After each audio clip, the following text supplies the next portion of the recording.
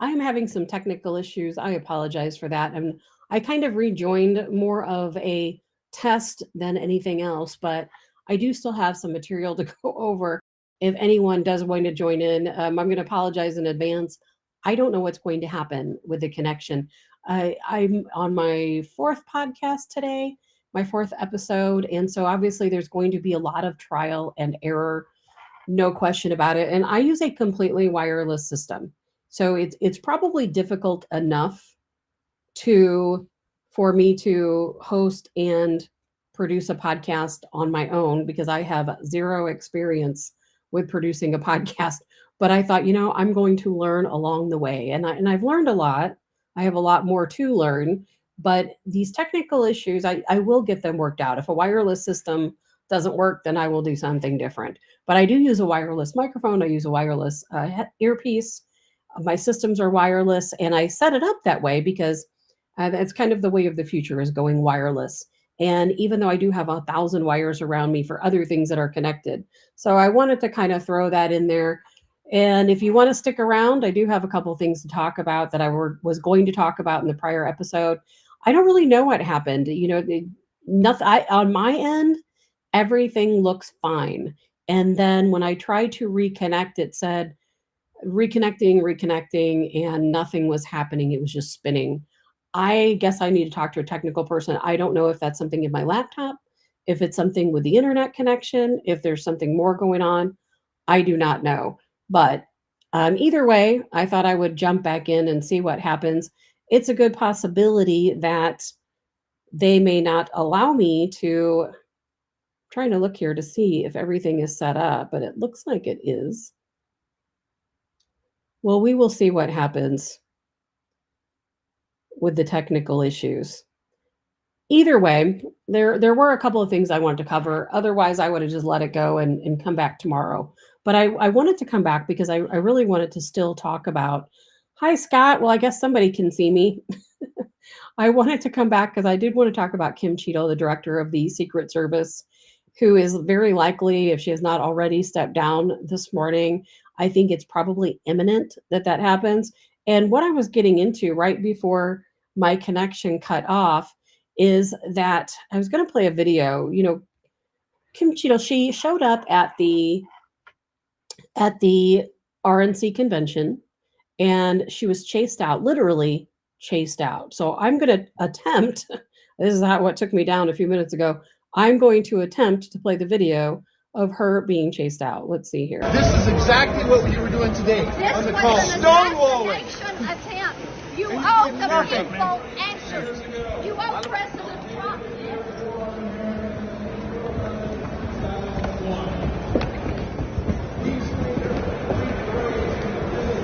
Well, if you take a left across this plaza, to the far corner.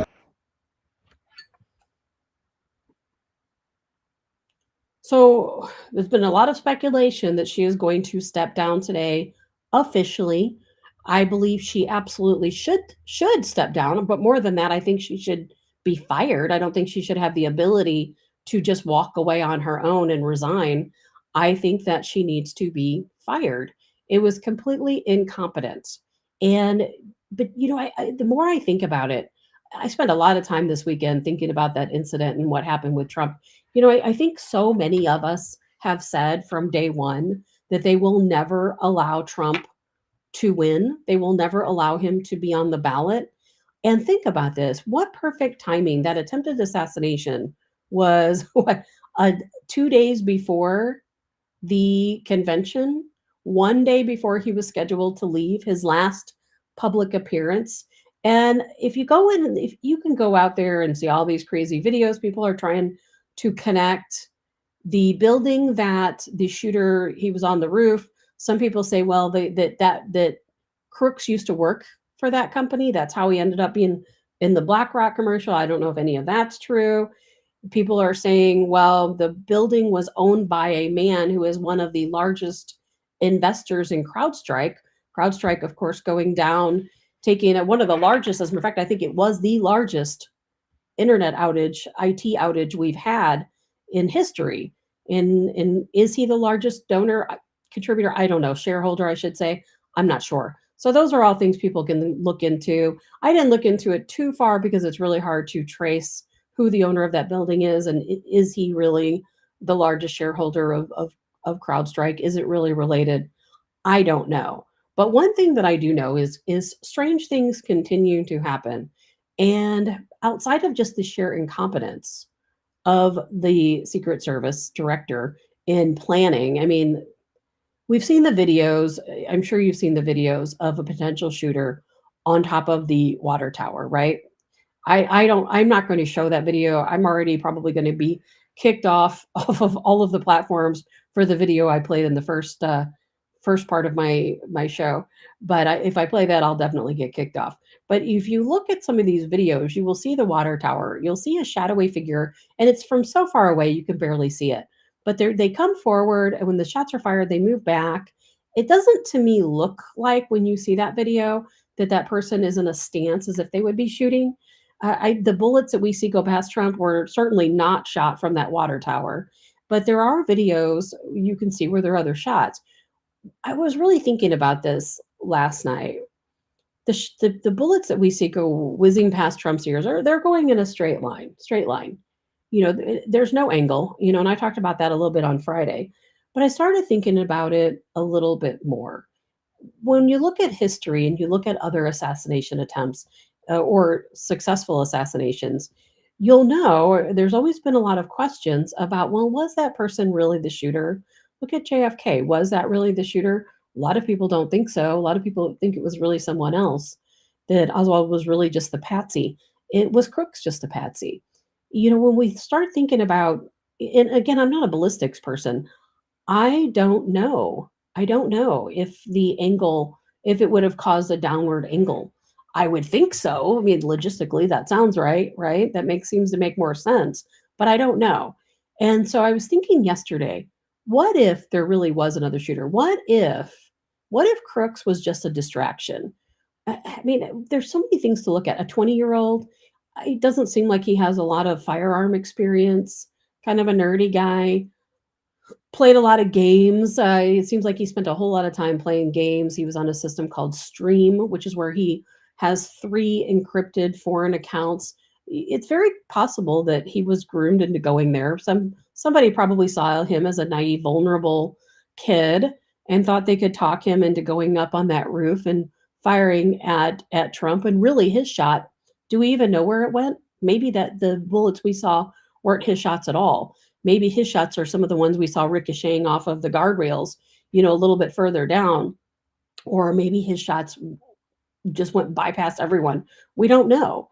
And I thought it was kind of interesting that Josh Hawley went to the scene. He actually went, and anyone who knows me knows I've not been a big, huge supporter of Josh Hawley, but it does seem like he's trying to get things done. So I'm going to give him a little bit of credit for that. But I thought it was very interesting that he went down to the staging area where the investigation continues. They would not allow him in. So I want to play a little bit of a clip of Josh Hawley and what he had to say about this, because it really got me. I thought maybe I was ready to move on from the topic and kind of just update when I see things come up new. But when I saw his video, I thought, there is something going on here. And so Kim Cheadle needs to answer that, whether she steps down or not. When I went to the site, the FBI has got more security on that site now than they did the night that Trump was shot at. I mean, the FBI, totally late, and they're trying to control the information. Sean, they tried to kick me off of the site. They said, get out of here. You shouldn't be on the site. We don't want you here. Get out of here? They are trying to control the information. Absolutely. They brought local cops, Sean. Get this. I'm there on site. I had permission from the local security operator to be there, and the FBI came out and said, you have got to leave. One thing is that most of the detail assigned to Trump that day and to that rally were not Secret Service, that most of them were from other federal agencies, including Homeland Security. And Sean, they weren't prepared. They didn't know what the procedures were. They did not have the site locked down. They were not adequately patrolling the perimeter. As you just said a moment ago, they were leaving huge gaps. Whistleblowers also tell us that they were allowing people to come into the grounds who weren't checked. They weren't monitoring who was getting up around the stage. I mean, it's unbelievable, Sean. And having been there today myself, I can tell you, It is so close. That building where the shooter fired from is so close to where Trump was. The idea that you could have all of this time elapse and nobody notices, no law enforcement notices he's on the roof. One other thing, Sean, whistleblowers tell me that law enforcement were actually on different channels, different radio communication channels. There were multiple different channels and they weren't coordinated. As you can see behind me, this is the roof the shooter was on. It is a very low roof and it is very close to the fairground. I mean, it's right here. The president's stage was right over there, 150 yards or something away. And it's no wonder people could see him because this roof is low. This building is really close in and it's totally exposed. I mean, right where I'm standing, there were gobs of people. So it's no wonder that lots of folks saw him. The question is, why didn't law enforcement see him get on the roof? Why didn't they see him on the roof? Why didn't they go up and confront him before he started shooting or before he got on the roof when he was all in this area? It's so close together. It really, it's hard to understand.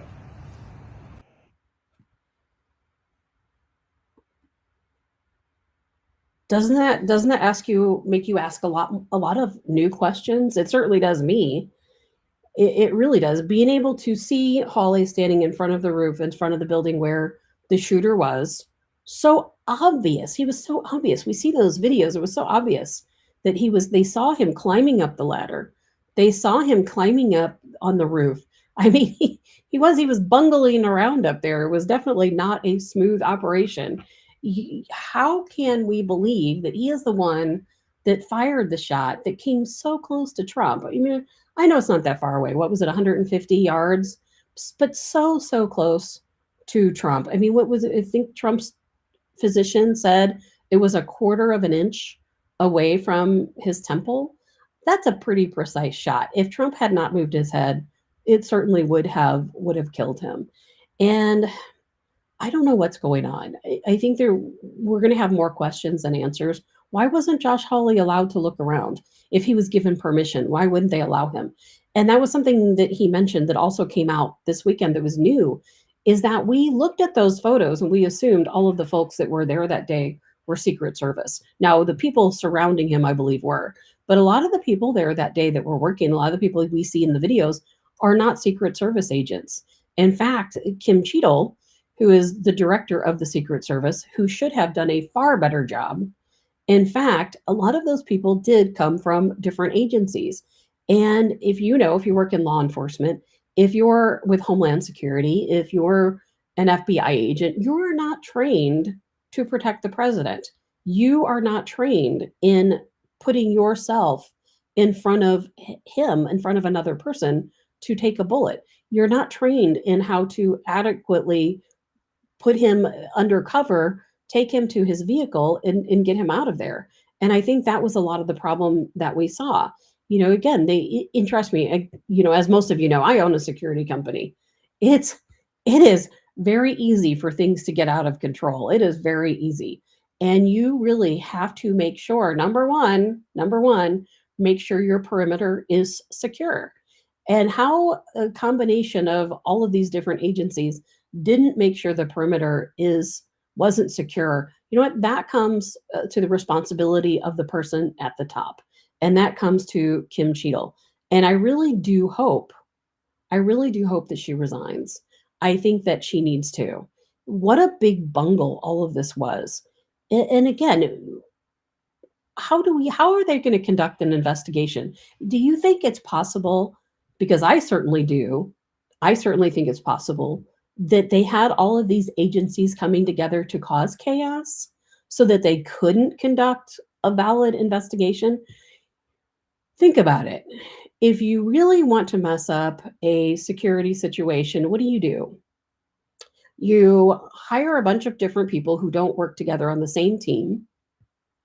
You don't have a clear plan of communication. You make sure these people aren't able to create a plan of action, which sounds like they didn't have a plan of action. And you make sure that, if when you have all these different people not communicating, not on the same page, there's going to be a lot of weakness in your perimeter, weakness in what you have in your sites. The communication obviously is huge if they're on different channels of the radio. Tara Berger, it's looking more and more like Cheeto will be government fall guy. There's no way the Secret Service is there isn't a way that the Secret Service is this incompetent. And maybe she is just a fall person. Maybe someone in a position of authority told her this is what you have to work with. Maybe they threw these people in at the last minute and said, these are the people that are going to be there that day, and she didn't have time to come up with a plan of action.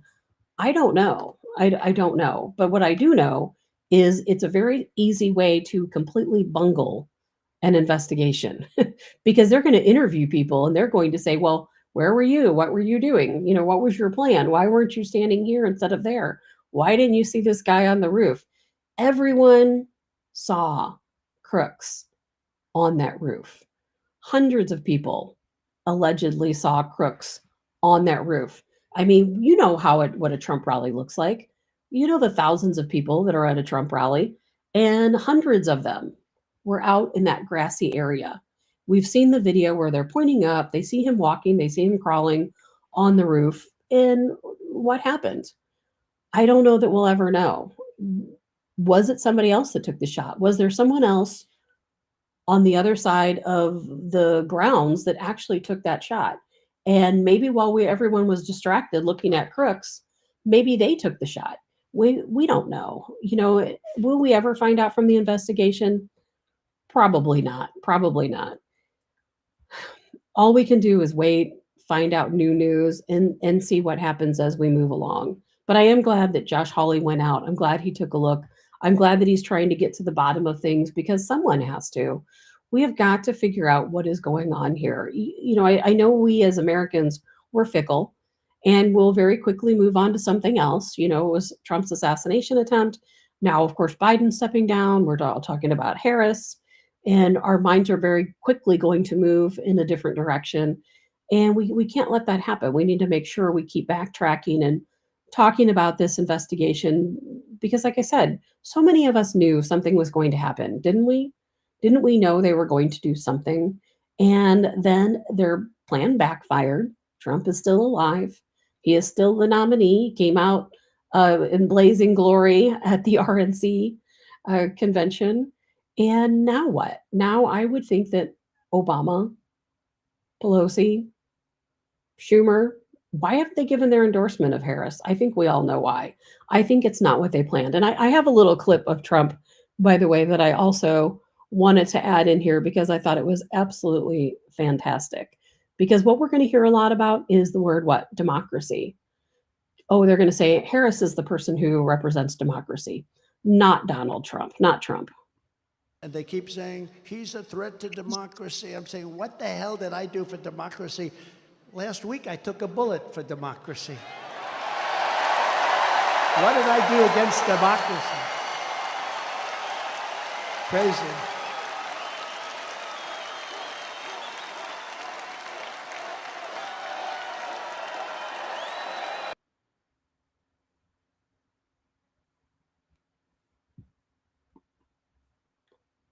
He took a bullet for democracy. He did, didn't he? He absolutely did take a bullet for democracy. Dottie says, assistant director sitting behind Trump sits down just in time.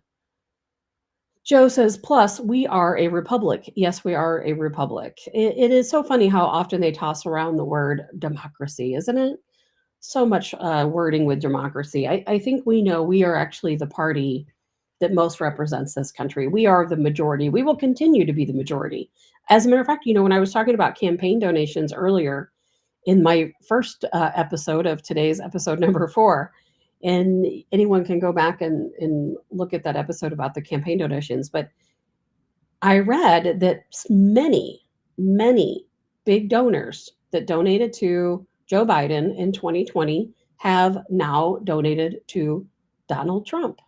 And the Biden campaign, they were running a pretty close ship there with as far as the money goes. In the month of June, Biden spent 96% of what he brought in.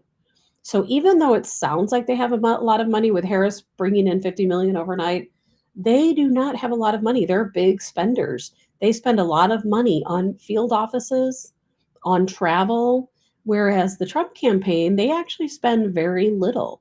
It's kind of, when you look at a chart, I saw a chart of how much money Trump spends compared to what Biden spends, a huge difference. Biden spends a ton of money on advertising and again, field offices and travel and Trump his expenses are pretty minimal. So they're really going to have to raise a lot of money to keep up with the Trump train. So Josh says, I cried because I knew it was going to happen.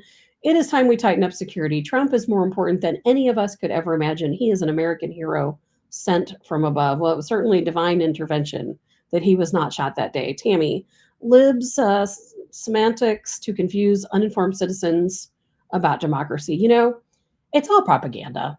It's all propaganda. I tell people, and I've been telling people for years, turn your television off. Turn your television off. Turn your mainstream news off. Even Fox National. I know a lot of people aren't going to agree with me. Turn it off. Fox National, while they do have some good shows and some good hosts, they are just the flip side of the coin. You know, it's still ran by liberals. Ultimately, it's still state-ran propaganda. So the propaganda is going to be coming out hard now because guess what? Trump did survive, didn't he? And they did. I really don't think they expected that to happen. I don't think they expected him to turn his head at the last second. And so Trump is still here. He is still the nominee. And I don't know that they're not going to be able to assassinate him again. That's not going to happen. So what's next? What are they going to do next? I don't think they can cheat in the way that they did. I think because we're all onto that. We know how that works. So I don't know what's going to happen, what maybe plan C, D, E, and F might be, but there is a plan. So we really need to be on our toes. We really need to talk to people we know. We need to tell them not to listen to the propaganda. Just like Tammy said, you know, you turn your TV on and guess what you hear? Propaganda. Tara says, totally agree. I've been done with Fox since the last presidential election. Yeah, because remember Fox National? They were calling states for Biden when it hadn't even been truly decided yet. I mean, that's ridiculous. Of all of the stations to call an election, Fox National, we can't count on them. I don't really know that there's anyone we can count on anymore other than ourselves. You know, we just kind of have to be here for each other and we have to share information. And there should be a ticker on your screen. I don't see what you guys see that has my email address on it. So take a look at that. If you have show ideas, if you have videos you want to send me, if you have segments, guests, anything that you want to talk about, if you yourself would like to be a guest, send me an email. I will be more than happy because I've said 1,000 times and I'll continue to say it. My podcast is very informal and it's going to be about us and for us. It is going to be for us to share information. And I know there's a good possibility I'm going to be booted off of all of these social media platforms. And when that happens, if that happens, we will find another way. We will always find a way. Donna says, Tabs, is it possible for Obama to run as vice president? I don't know if it's possible or not, but I would say that that's not going to happen. A lot of speculation was that Michelle Obama would be the VP. I don't see that happening, or that she would be a nominee, or Hillary Clinton. I don't see either of those people getting involved. If I had to name names, I'm going to say Hakeem Jeffries. You know, he's kind of the top on my contender list of either becoming VP or potentially being a nominee. I personally think my personal viewpoint is that Harris is not going to be able to continue on. I don't know why. I don't know what's going to happen. I don't know if it's going to be it's because it's contested or if it's going to be because another nominee puts their name in the ring. I'm not sure, but I really don't see Harris as being the person. I think that she was chosen to be the VP because she would shut up and sit down and be quiet and hide away from the public. And as president, she's going to be more vocal. She, you know, look at Obama. Obama is a smooth operator, isn't he? He has a team of folks running his show. I can't even imagine how many assistants he probably has. He has people writing his social media posts. He has people writing his speeches. He has taken most of his life to become the smooth speaker that he is. And Kamala Harris will never be that person. And Obama wants somebody like himself. He can't do it again, but he wants someone like himself. And that will never be Harris. She does not hold her composure and she cackles, and it's just not going to happen. Not going to happen. And there's let's see here, a comment here. I'm going to try to read. Let's see, Tammy. Alex Jones thinks that he may be awesome, and then they can just blame that, in my opinion, on the country's in flames. They hate him and are scared of him more than ever. I can't tell you how much I hear from everyday uninformed Democrats on Facebook that they don't trust him, that he is a horrible person. You know, I'm guessing you're talking about Trump. I think we know that Trump is not a horrible person, but convince Democrats of that is a whole nother story. Dottie, her birth eliminates her, but they are using the Calvin Ball rules. I personally think that Republicans are going to contest her nomination, or they may sit back and think, well, she'll never win anyway, so it doesn't really matter. But everything that we see play out before us, the Democrats have planned. They have planned it to the T. Now they know what's going on. And until I see an endorsement from Obama, Pelosi, and Schumer for Harris, I will absolutely believe that somebody else is going to step in the picture and someone else is going to take that nomination. And you guys would have to go back and see everything I said earlier about the campaign. But there are certainly ways in which a new nominee can enter into the race. There is no federal limit or a timeline into when they can throw their name in the ring. And if it is a person who is already a member of the Senate or the House, they can absolutely use the campaign money that Biden raised if Harris is out of the picture. And I think Harris will be out of the picture. Will be out of the picture. And so that's okay, Tammy, for your voice texting. You probably weren't aware I was going to read your comment, but I try to read all the comments if I can catch up to them. So aside from that, I have no idea when they're going to end my stream. It's probably going to be soon. But I wanted to add in something that I wanted to go over. Have you heard about all of the military drills taking place all across the country? There are, as a matter of fact, right here in St. Louis, there were the National Guard were conducting drills downtown St. Louis, down by, I think it was 8th and Olive, maybe. And they were allegedly there to conduct drills just in case we have an earthquake, which actually can be fairly feasible because we are overdue for an earthquake in this area. They were conducting drills from July the 15th through the 17th, downtown St. Louis. And a lot of people believe that there was really more to the story. Why were they really there? Well, I know here in Missouri, we had back in, I think it was 1811, 1812, we had several earthquakes down in the New Madrid fault line. I do know for a fact that there have been teams in the Cape Girardeau area, in the New Madrid area, who are working on a emergency plan so that we can be prepared in the event another earthquake does occur. We're overdue for one, and it will happen. And I do understand that we could be prepared, but I do still think there's more to this because there are also drills going around in other cities. Now, while here in St. Louis, I didn't hear a lot going on. I didn't hear anyone that approached the National Guard or spoke to them. But what I did hear in other cities where these drills are also occurring at the exact same dates is that someone approached one of the National Guardsmen and asked, what's going on? Why are you guys here? There were tanks, all kinds of different things, obviously, and, set up. And the National Guardman just obviously didn't really reply. And the guy said, well, I know you're not here for the reason they told us. I think you're here for something else. What's the timeline look like? What's really going on? And allegedly, and I cannot confirm this, of course, allegedly the National Guardman reply was that, no, we're not here for the reason we said we were here. We were here because we expect civil unrest. Now, whether that's true, I do not know. I cannot confirm that. Do not hold me to it.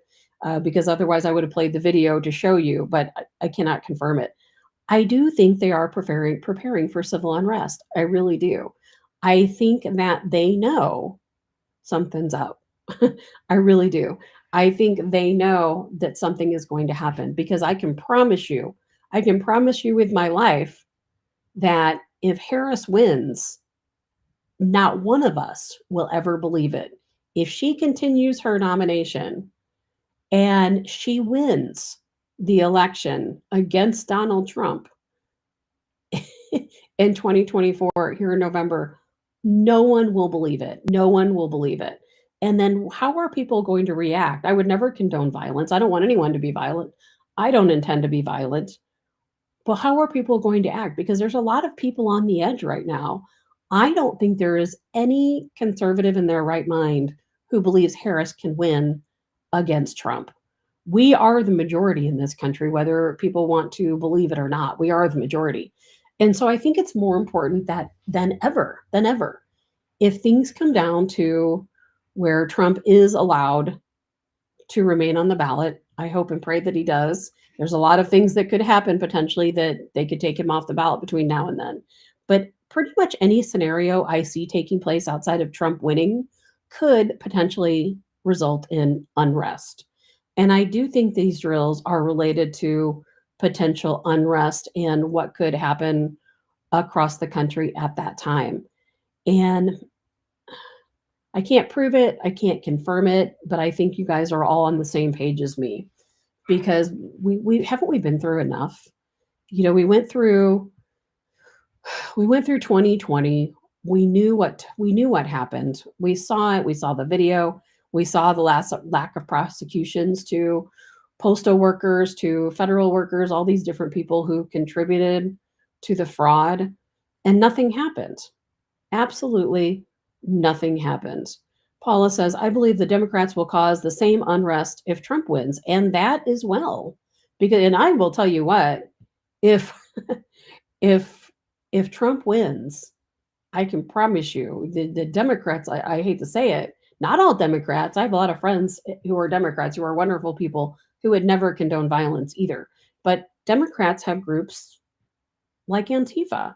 Those folks are going to come out in droves if Trump wins. They don't even like Biden. I mean, Biden, gosh, they don't even, that's pretty close to actually the truth, isn't it, Biden? However, groups like Antifa, they're anti-government. They are not for Democrats. They are not for Republicans, but they really hate Trump and they really hate us conservatives. I really do. I see it happening also. Donna says, the next thing I see, Trump will be slammed with charges for harassment against a Black woman. Who did he harass? Genevieve, just to be safe, I've recently added the earthquake coverage to my homeowner's policy. You never know. And Genevieve, that's a good idea. It's something I've been advocating for people to do for a long time. I added it to my own policy. I think my insurer thought I was crazy. And it was $20 more a month to insure against earthquakes. Because guess what? If you do not have a separate policy for earthquake coverage, and the big one hits down in New Madrid, if the big one hits in New Madrid, where if you are within probably 300 miles of the fault line out there, your house is probably going to crumble. And when it does, your insurance is not going to cover you. So I will continue talking about that too, because I really, another day, I do think that we are set for the big one. When it happens, I don't know, but I do think it will happen. So I want to go back to civil unrest and insurance. A few people, and I have a letter. I haven't figured out yet how to post photos to the live stream. I'm going to have to figure that out. But have you heard, and do you know, and has it happened to you, that people are receiving letters from their homeowners insurance that says, if your home is destroyed or damaged during a civil war or other type of wartime, I'll have to go back and look at the exact wording, that your home policy will not cover those damages. Now, isn't that strange that all of a sudden that's happening, that homeowners insurance companies are warning you that if there is a civil war or civil unrest and your property is damaged, that it will not be covered under your insurance policy? I have to call the insurance company. I mean, do they offer policies like they do earthquake coverage? With earthquake coverage, you can call and get a separate, you get it added on to your policy. Again, for me, it was $20 more a month. Is there another policy? Can you call and say, hey, I want that civil unrest policy? Can you add me to that in case something happens? Why are they warning people about that? I think we really need to wake up and start taking notice. And I know I'm kind of going off the deep end here, and a lot of people aren't going to maybe like me talking about this, but remember when we all used to talk about those FEMA camps? Remember all those Walmarts that were taken over? I actually met someone who lived across the street from one of those Walmarts back in the day. That was several years ago when all of those Walmarts, it raised a lot of talk, conspiracy talk about what are they going to be used for. So this woman that I met who lives across from one of those Walmarts, at the time, she told me, yeah, it's they put a fence around it. I see people going in and out, but I don't really know what's going on. Do you know, I talked to her again, I kind of caught back up, and that Walmart is still has a fence around it. It is still being used for some type of facility that is secretive, I guess, because people come in, they go out. There's a fence that you have to have security clearance to go in. I do really believe that there is a plan of action. There's a lot of people talking about dissident camps. I believe it. I might sound like a crazy, wacky tinfoil hat wearing person, but I absolutely do believe it. I think we all need to be prepared. And it's a big story that's been trending lately. Is talking about preparation for civil unrest that's coming. Is Costco. Have you guys seen the bucket of dehydrated foods from Costco? It's like a survival bucket. It's $79.99 is what I'm hearing, and it has 150 freeze-dried foods in it, a number of dinners, breakfasts, and so on, all in a bucket. It's supposed to last, I think it's for 35 years. And believe it or not, that is Costco's one of their most popular items right now is a survival bucket. Why is that? It's because people know something is coming. You don't go and buy a bucket of dehydrated food for $80 to eat it for dinner. No. People aren't taking these buckets camping. No. People are getting prepared. Donna says the world is a mess right now, and companies are cashing in on that. And that's true too, but I think some products are needed. Now, me personally, I'm not going to go buy the survival bucket from Costco, but I do think dehydrated foods is certainly the answer if you want long term storage for food that you might need. I think when things come down to it, if we have a situation of civil unrest in this country, are we going to even be at home?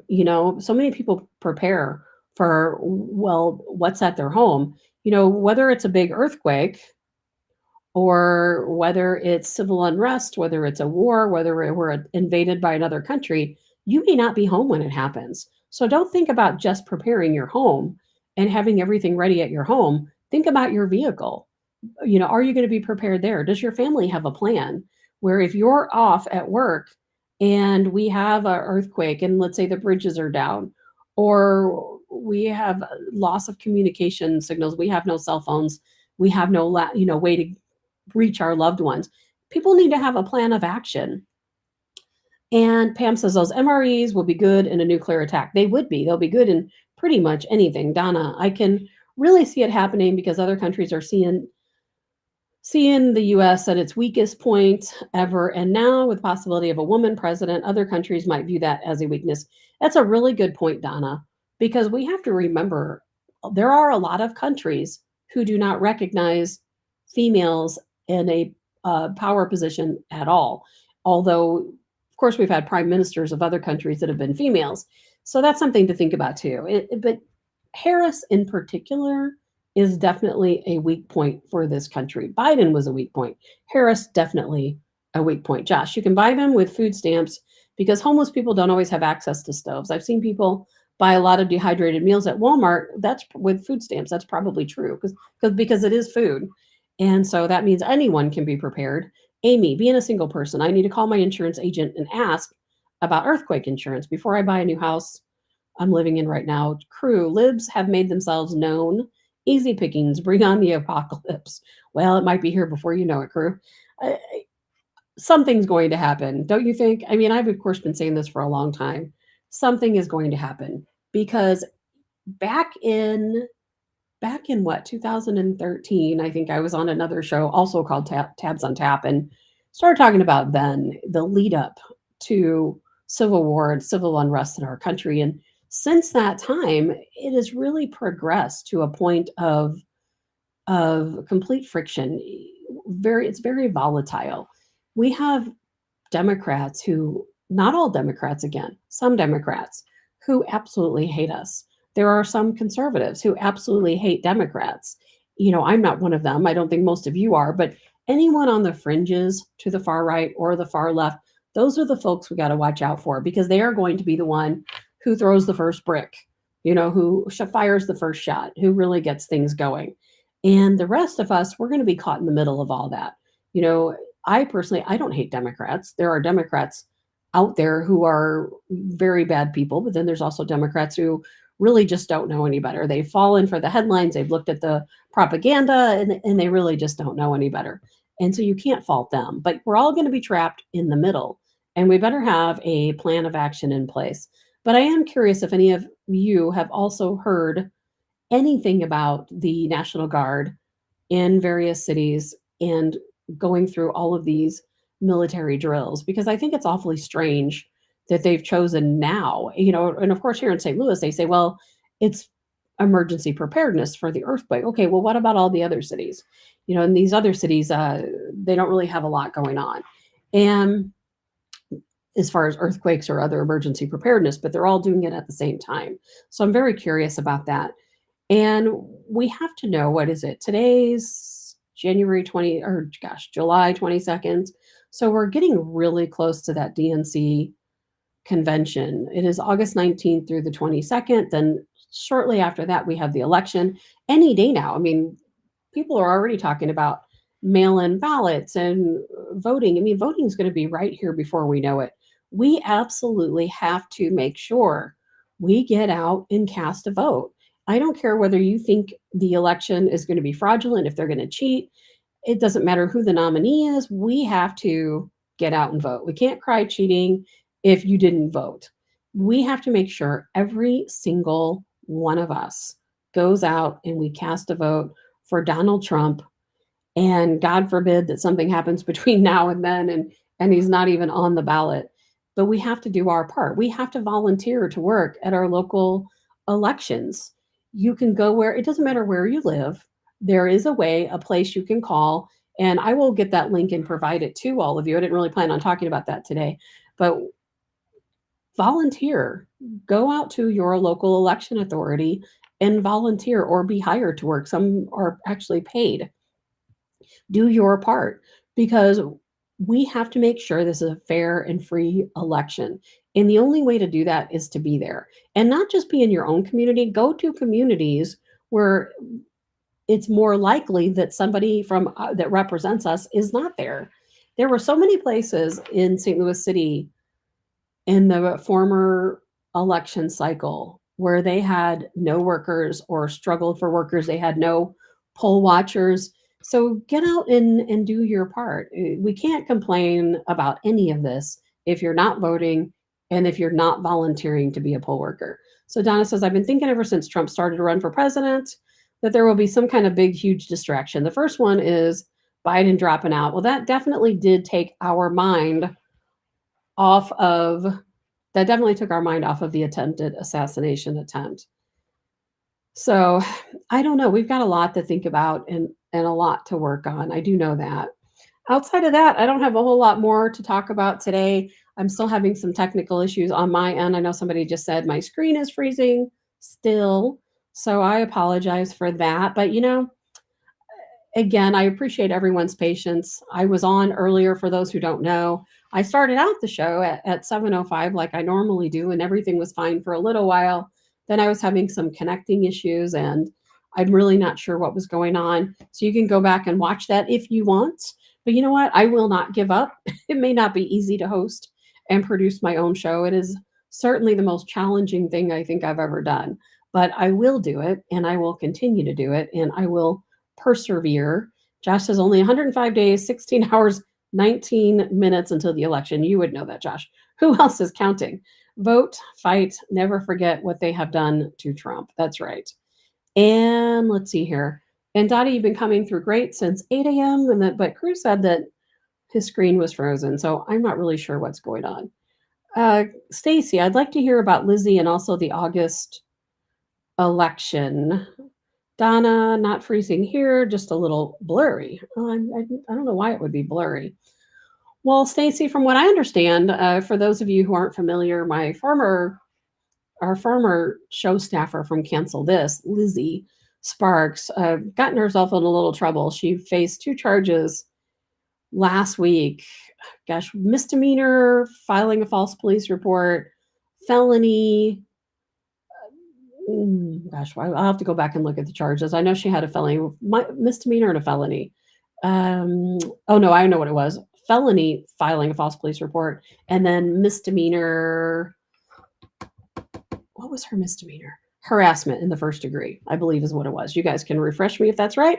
Anyway, it was you can go back on Friday to listen to Friday's show to go back and see about all of that. But allegedly what happened, or officially what happened, according to the police report, is that Lizzie used her own phone, is what is alleged in the police report, to call a sexual abuse hotline to report that a candidate that she apparently didn't like for a few different reasons, that he had sexually abused her daughter, and then it changed to another teen also. And she called anonymously. They recorded her voice. If you call a sexual abuse hotline, they do record your voice. Eventually, an investigation came into play. This guy is a Max Calfo. He's running for state senate. He is a substitute school teacher at Liberty High School, and I believe that's the Wentzville School District. And in this recorded call, she said that her daughter was sexually abused, that Max Calfo touched her in the classroom, above her clothing, and all of her private areas. I'm sure you can imagine what that might entail. And when the police went back, and of course they're going to investigate, when you call a sexual abuse hotline and say that a minor was sexually assaulted by a school teacher in the classroom, that's definitely going to result in an investigation. And the police investigated it. They went back, they listened to the tape, they heard Lizzie's voice, they traced it to her personal cell phone.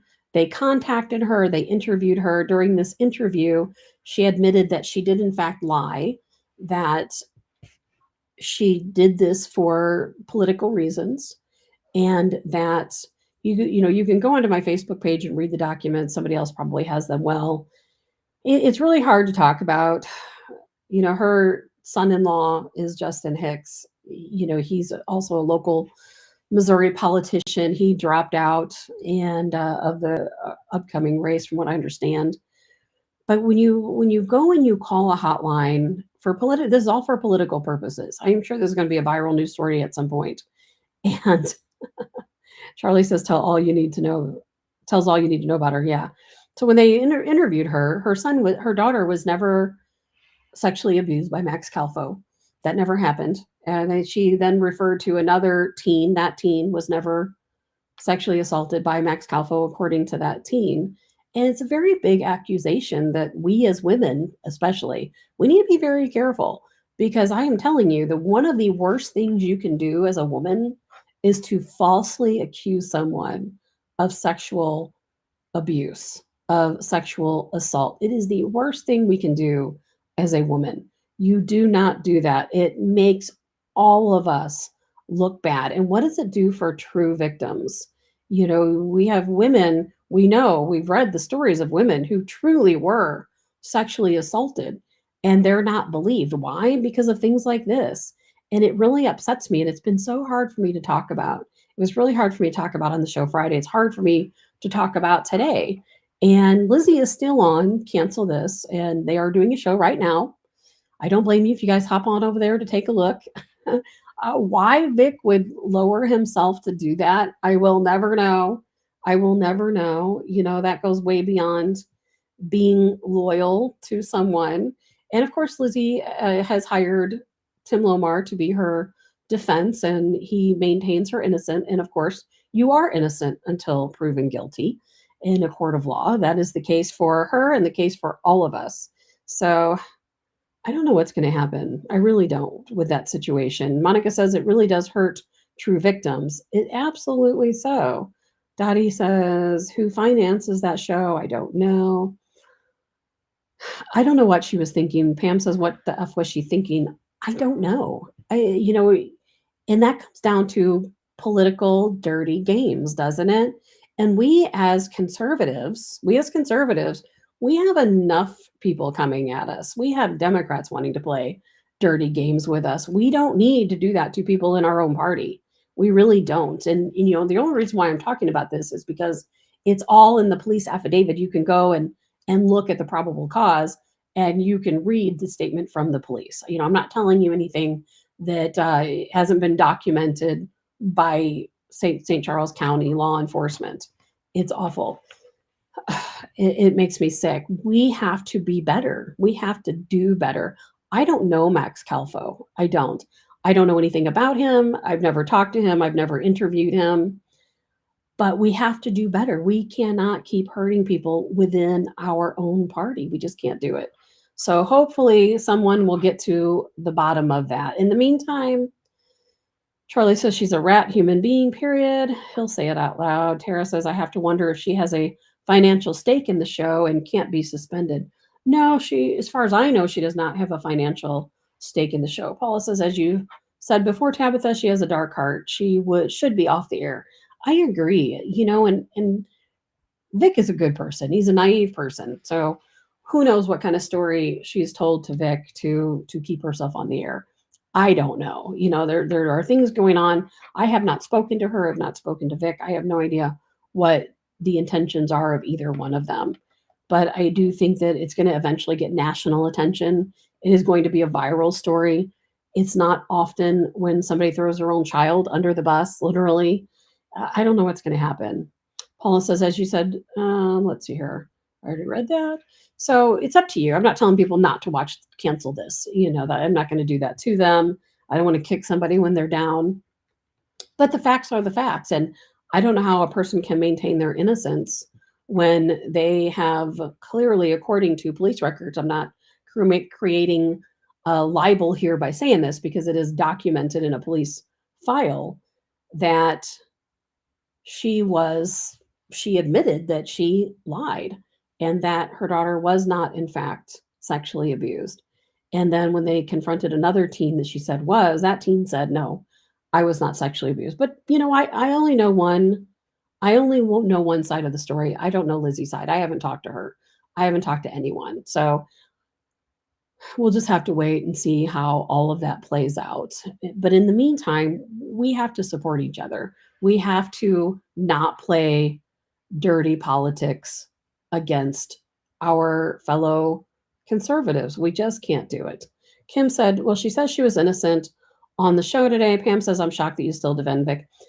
Pam, I'm not really defending Vic. Maybe it sounds that way, but it is true that Vic is a very naive person. And when I was on Cancel This, Vic actually treated me very well. We have very, very few issues between him and I. My issue and the reason why I left wasn't because of Vic. And it was really because of Lizzie. And most of you know that story. Jeff says, I hated the way she slowly just kept weaseling her way into the show. And then she was just always on and I stopped watching. You know what, Jeff? Me too. That's exactly why I left. And Linda says, I don't understand how she could plead innocent. I was wondering that too, Linda. I'm not going to get involved enough to have an attorney come on and talk about it. But I would like to know, I would be an interesting defense, I would think, that when you've already admitted to police on record that you, in fact, did do this for political reasons, then I don't know how you could plead innocent either. If they have your phone number and they have your voice on this call, I don't either. The only thing I can think of, and I have given it a little bit of thought, it is possible that maybe it was a different teen. I don't know. Maybe it's possible that a different teen was sexually assaulted and that teen doesn't want to come forward. And maybe she thought she had to step up and speak for that teen. And then I don't see that happening. But I mean, she clearly stated it was for political reasons. So I don't think that there is much of a defense, but we will see how all of that plays out. I'm very uncomfortable even talking about the situation. I don't want to talk about other people I've been on shows with, and I really don't want to talk about Lizzie and the things she's done. It's very difficult to talk about, and I should probably save that for other folks, but we will see how it all plays out eventually. So anyway, we've got a lot to talk about in the coming days. Hopefully I will get all of these technical issues cleared up and have one continuous show. Friday went great. No technical problems that I'm aware of. I logged on, didn't have any problems, had sound. I'm still learning things. I am going to be adding a cell phone line so that way you can call in. I would love to have and hear from people calling in. I will have some guests lined out who can join us by video link. That's something we're going to be doing. But again, thank you for being patient with me. It's going to take who knows how long. I'm going to get things worked out slowly but surely. We're going to have a good show and not have any issues with technology. I'm going to get my act together. Thank you, Tara, for joining us today. She said, good show, got to go to work. I'm gonna be working on some things. And again, you can email me at any time, Tabitha at tabithahassell.com if you have any ideas. If you're a technical person, definitely email me. I could use you right now. Otherwise, we will keep on going on until they shut us down. And when they shut us down, if I have to, I'll get a ham. I'll be on a ham radio. We'll send smoke signals. We'll start creating pamphlets to send out. We'll do what we have to do to make sure we get the word out. So thank you all for joining me. I'm Tabitha with Tabs on Tap, and I will see you all tomorrow morning.